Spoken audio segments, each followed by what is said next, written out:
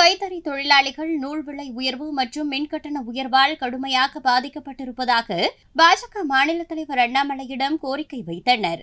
அவர்களின் குறைகளை கேட்ட அண்ணாமலை மத்திய ஜவுளித்துறை அமைச்சரையே அழைத்து வந்து நடவடிக்கை எடுப்பதாக சத்தியம் செய்து கொடுத்துள்ளார்.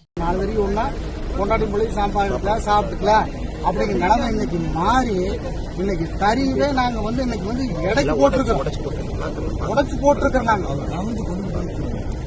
ஒன்னை மட்டும் நல்லா காப்பாத்திக்கணும் சார். ஒன்னை மட்டும் நாங்க குலதெய்வமா எங்க குழந்தை குட்டி நல்லா இருக்கணும். ஒன்னை மட்டும் நல்லா பண்ணிக்கணும் சார்.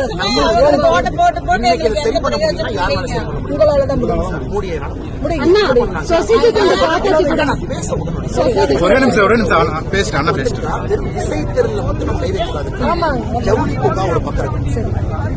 ஏற்றுமதி கரண்ட் பில்லை குறைக்கிறது சோலார் மானியத்தை அதிகப்படுத்தும். இன்னைக்கு பொதுப்பிரிவு உள்ளவங்களுக்கு 50%, 75% ஆகும். அந்த பவர் டெக்ஸ் திட்டங்கிறது 2020 நிறுத்திட்டோம்.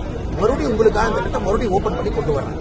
இதை செயின் லிங்கிங், அதாவது சோலார்ல இருந்து நூல் விலையில இருந்து ஜவுளி பூங்கால இருந்து செயின் லிங்கா சரி பண்ணா மட்டும்தாங்க சரி பண்ண முடியும். இது குறைந்தபட்சம் 1 வருஷம், முழுமையா உழைச்சா 1 வருஷம். ஜவுளி மினிஸ்ட்ரி நம்ம கிட்ட இருக்கு. ஜூன் 4ஆம் தேதிக்கு பிறகு நீங்க பாருங்க, ஜவுளி அமைச்சரே கொண்டு வந்து புதிய ஜவுளி அமைச்சர் ஒரு மீட்டிங் போட்டு அன்னைக்கே நாங்க டைம் லைன் உங்களுக்கு ப்ராமிஸ் பண்ணிருக்கோம். இந்த நாளுக்குள்ள இது நடக்கும். இந்த நாளுக்குள்ள செய்திகளை உள்ளது உள்ளபடி தெரிந்து கொள்ள ரெஃப்ளெக்ட் நியூஸை சப்ஸ்கிரைப் பண்ணுங்க.